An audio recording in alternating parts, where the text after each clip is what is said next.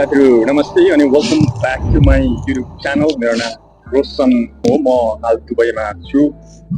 मेरो चाहिँ YouTube channel भर्खरै सुरु गरेको हो। मेरो युट्युब च्यानल चाहिँ रोशन आशिष ब्लग। मैले युट्युब च्यानल सुरु गरेको लगभग 1 वर्षभन्दा अलिकति बढी अथवा 1.5 वर्ष 2 वर्ष जस्तै भयो होला। नर्मली म मेरो युट्युबमा चाहिँ ब्लगिङहरू गरेर पोस्ट गर्ने गर्छु। साथै त्यति धेरै ब्लगिङहरू पनि भएको छैन।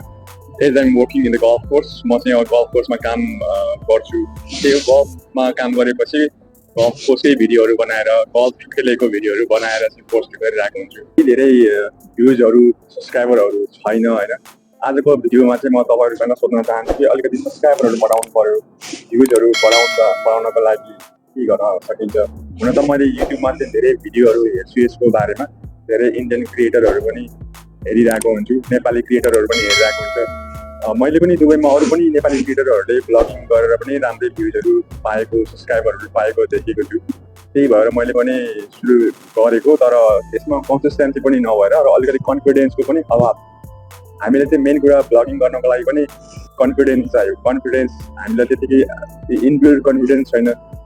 कन्फिडेन्स त लिएर आउनु पऱ्यो, बढाउनु पऱ्यो होइन। र हामीसँग चाहिँ अहिलेको मामलामा हामीसँग 1-2 जना मान्छे छ भने पनि आफ्नै साथी हुँदाखेरि पनि त्यो बोल्ने त्यो मुखै खुल्दैन। के भन्ने होला, के बोल्ने। ब्लगिङ गर्ने त गर्ने, तर साथीहरूसँग ब्लगिङ गर्न पनि आउँदैन। एक्लै बसेर कसरी ब्लगिङ गर्ने, अलिकति रमाइलो वातावरण पनि देखाउन सकिँदैन। त्यही भएर मेरो च्यानलहरू ग्रो हुन सकिरहेको छैन। तपाईँहरूले सल्लाह सुझावहरू प्रतिक्रियाहरू दिएर चाहिँ मलाई अलिकति सपोर्ट गरिदिनु, भ्युजको लागि अथवा सब्सक्राइबरको लागि पनि सहयोग गरिदिनु होला। युट्युबमा चाहिँ के हुन्छ भने आफ्नो एउटा ट्यालेन्ट देखाउने ठाउँ चाहिँ हो, तर हामीसँग स्पेसली मसित चाहिँ ट्यालेन्ट चाहिँ नभएर होला। त्यो ट्यालेन्ट चाहिँ बनाउनु पर्यो। मेरो विचारमा चाहिँ म त्यो ट्यालेन्टलाई बाहिर निकाल्छु।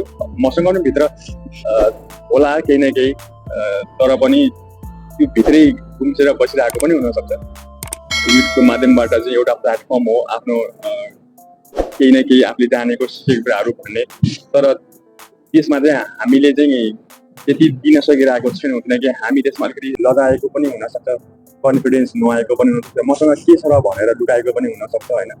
त्यही भएर यसरी फेस टु फेस कसैसँग कुरा गरेर मनको कुरा गर्न थालिसके पछाडि एउटा युज टु होइन्छ क्या।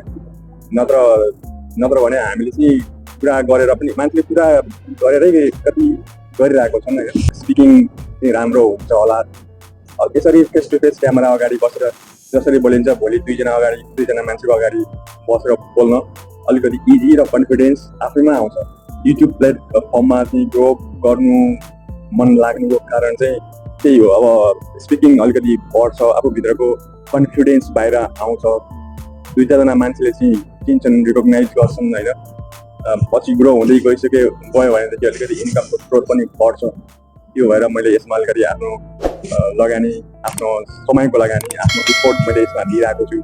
मेन मलाई सपोर्ट र प्रतिक्रिया, सहयोग के गर्ने कसो गर्ने तपाईँहरूले भनिदिनु होला। म पनि आफ्नो तर्फबाट धेरै कोसिस गरिरहेको छु। मैले सकेको अझै गर्नेछु। आफ्नो भित्रको त्यो लाजलाई चाहिँ हटाउने कोसिस गर्दैछु। बोल्ने एकदमै फ्लुएन्ट बोल्ने, नेपाली बोल्दाखेरि पनि हामी अड्किरहेको छौँ। म अहिले पनि अड्किरहेको होइन।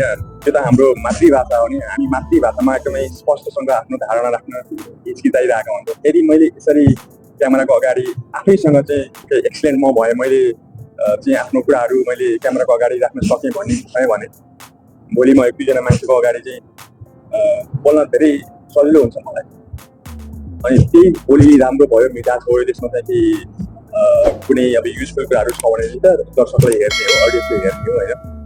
त्यो भएर यसमा चाहिँ ग्रो गरेर म आफूलाई नै अलिकति माथि आफ्नो एउटा क्षमतालाई चाहिँ अभिवृद्धि विकास गर्नको लागि चाहिँ मैले बिस्तारै यो युट्युबमा चाहिँ काम गरेर आफ्नै विकास गर्नको लागि कोसिस गर्दैछु। त्यसको लागि तपाईँहरूको प्रतिक्रिया, साथ सहयोग कमेन्ट गरेरमा राखिदिनु होला। भिडियो हेरेर लाइक गरिदिनु होला, भ्युज बढाउने आइडियाहरू बताइदिनु होला। म पनि अब बिस्तारै म आफ्नै तर्फबाट कोसिस गरिरहेको हुन्छु, तर तपाईँहरूको सहयोग बिना त केही पनि हुँदैन। यो भिडियो फर्स्ट टाइम बनाउँदैछु, त्यति बनाउन पनि आउँदैन, नयाँ हो। ब्लगिङ हल्का फुल्का मात्रै गरिरहेको छु, क्यामेरा यसो अगाडि राखेर 1-2 भिडियो बनाउँदैन चाहिँ केही पनि हुँदैन। क्षमताको विकास गर्नको लागि चाहिँ मैले यो सुरु गरिदिन्छु। फेरि पनि भेटौँला अर्को भिडियोमा। तपाईँहरूको भिडियो पनि म हेर्दै गर्छु, सर्च गरेर हेर्छु। तपाईँहरू को कहाँबाट क्रिएट गर्नुहुन्छ भिडियोहरू त्यो पनि म हेर्छु, खोजेर भए पनि हेर्छु। मलाई जुन भिडियो मलाई सपोर्ट गर्छ म त्यो भिडियो पछि पनि हेर्छु। मेरो भिडियो पनि हेरेर केही सिक्दिनु होला, म केही सिक्छु तपाईँहरूबाट भन्दै आजको भिडियोबाट बिदा चाहन्छु। धन्यवाद।